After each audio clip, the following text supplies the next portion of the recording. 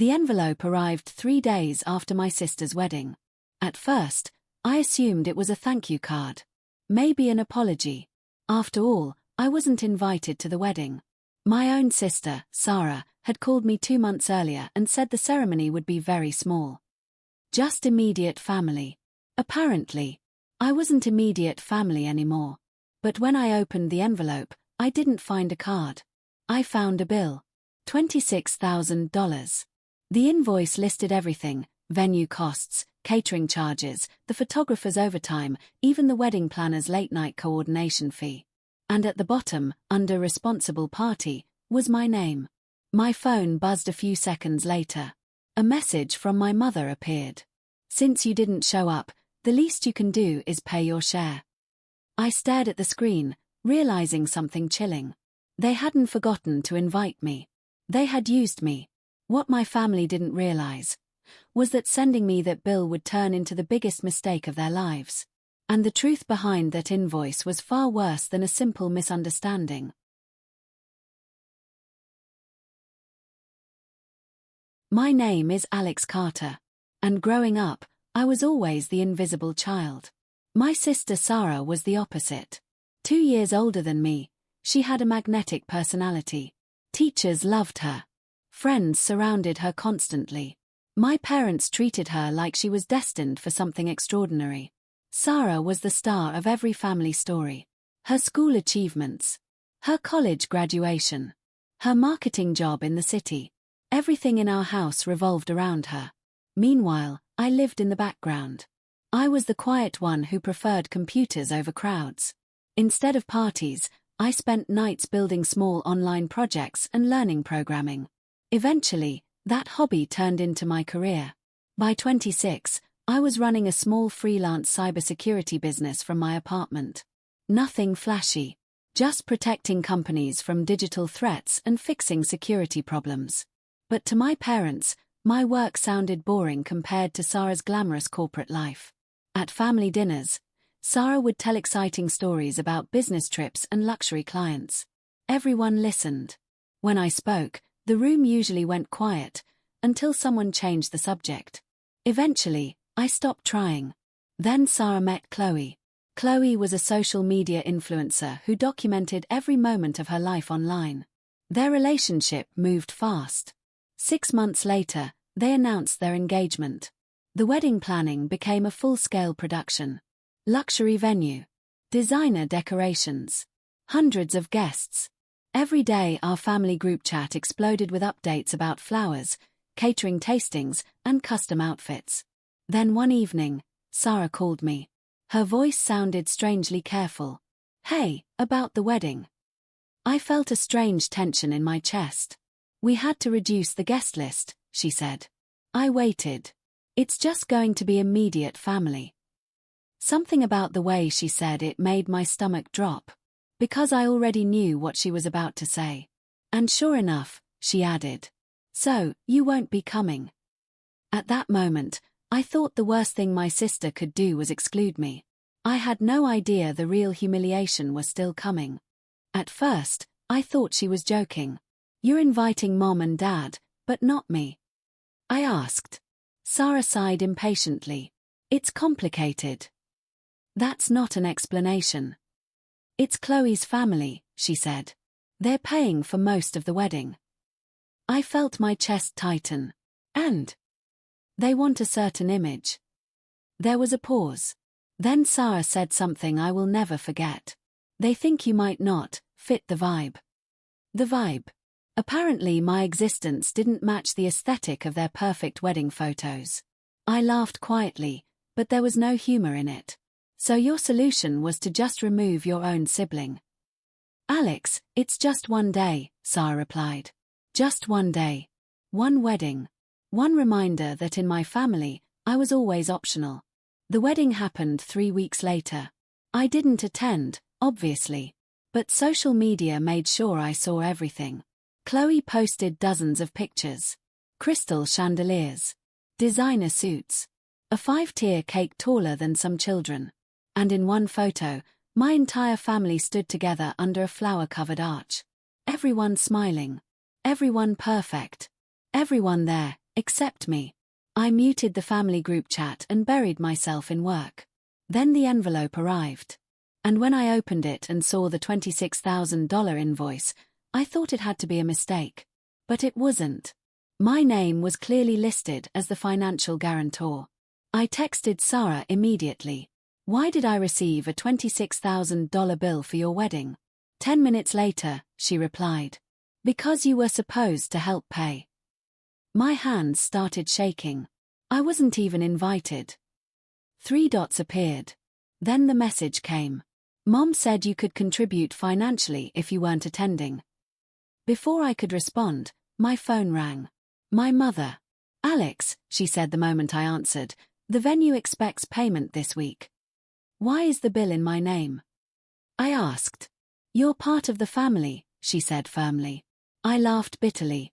That didn't matter when you cut me from the guest list. Her voice hardened. Don't be selfish. Sarah's wedding was expensive. Then she said something that changed everything. You should be grateful you can help. That's when I realized something. They weren't asking. They expected me to pay. What my family didn't know was that the invoice they sent me contained something far more valuable than a bill. It contained information. And information was my specialty. But the deeper I looked into that invoice, the more disturbing the truth became. For the next few days, I ignored the calls. At first, Sarah sounded calm in her messages. Hey Alex, just checking if you saw the invoice. Then impatient. We really need to handle this. Then angry. You're making things difficult. But I stayed silent. Instead, I sat in my apartment studying that invoice. Years of cybersecurity work had trained my brain to notice unusual details. And something about the billing system immediately looked suspicious. The invoice came from the wedding planner's portal.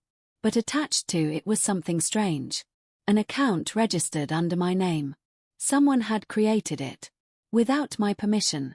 Curious, I logged in. Inside were dozens of documents. Vendor contracts. Payment schedules. Private notes. At first I planned to close it and walk away. This wasn't my problem. But the more I read, the more something felt wrong. Payments had been moved around. Deposits reassigned. Charges duplicated. It looked chaotic. Almost like someone had been hiding something. Meanwhile, the pressure from my family increased. My mother began sending emotional messages about family responsibility. Sarah left multiple voicemails. One message stood out. If you don't handle this soon, it's going to cause serious problems. I almost laughed. For years they treated me like I didn't matter. But now suddenly my cooperation was essential. Still, part of me felt something painful. Loneliness. Because no matter how badly they treated me, they were still my family. Late one night I opened the portal again. And that was when I discovered the file that changed everything. A folder labeled Payment Strategy, Carter Wedding. The moment I opened those emails, my stomach dropped. Because the bill wasn't an accident. It was a plan. And the messages inside revealed exactly what my sister had done. The emails were brutally honest. One message from Chloe read, if Alex doesn't attend, we can list him as a financial guarantor. Another reply came from my mother. He won't argue. He hates confrontation. Then Sarah responded. Perfect.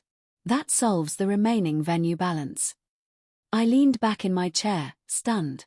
They hadn't just excluded me. They had planned to charge me for it. In their minds, I was the ideal solution. The quiet sibling. Too polite to fight back. Too embarrassed to cause drama. But those emails gave me something powerful. Evidence. And the more documents I reviewed, the more problems I found. Fake signatures. Unauthorized guarantees. Contracts submitted under my identity. Legally speaking, they had crossed a very serious line. Identity fraud. Financial misrepresentation. I closed the laptop slowly. For the first time since the wedding, I smiled. Because my family thought they had trapped me with a bill. What they had actually done was hand a cybersecurity expert a digital trail of their entire scheme. And suddenly, the situation looked very different. They expected a payment.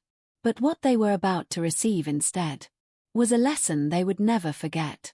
And the way I decided to deliver that lesson would shock everyone. I didn't confront them immediately. Instead, I prepared. Quietly. Carefully. First, I secured the evidence. Every email. Every contract.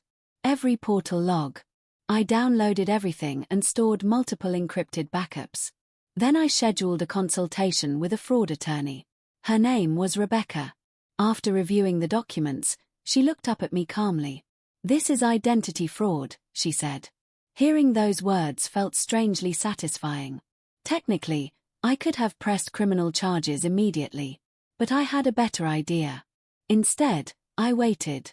I let the payment deadline pass. Then another. Soon the venue started contacting my family directly.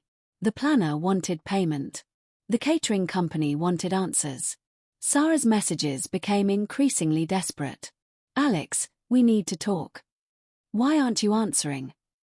Finally, my parents demanded a family meeting. I agreed.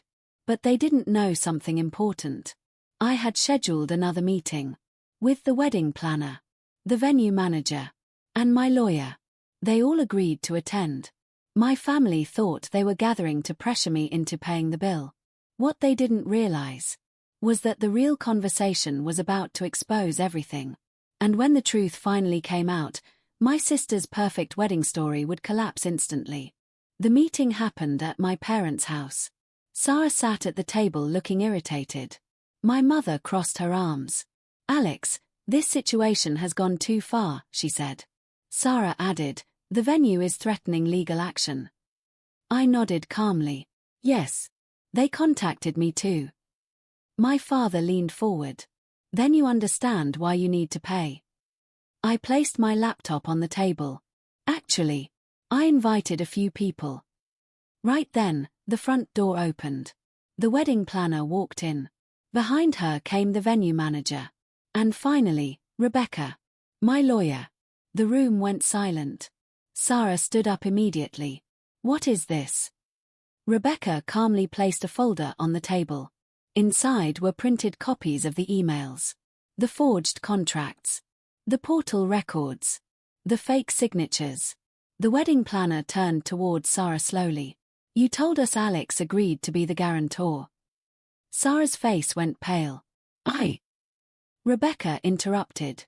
"We have digital evidence proving these documents were submitted without Alex's authorization." The venue manager crossed his arms. "That's fraud." My mother looked horrified. "You brought lawyers into this." I shook my head slowly. "You sent me a $26,000 bill for a wedding I wasn't invited to." Sarah looked at me, her voice shaking. "So what do you want?" The room went completely quiet. I stood up. "I want exactly what you expected from me. Responsibility." The venue manager turned toward Sarah. "Which means the outstanding balance will be billed to the individuals who signed these contracts. Sarah, my parents, and Chloe. Total balance remaining, $26,000. The exact amount they tried to force onto me. But the aftermath of that meeting would destroy far more than just their bank account. The fallout was immediate. Chloe's wealthy family was furious. The venue refused to reduce the balance. The planner demanded full payment. Suddenly Sarah's perfect wedding story wasn't so perfect anymore. Sarah called me once after that. Her voice sounded smaller than I had ever heard it. "You didn't have to do that."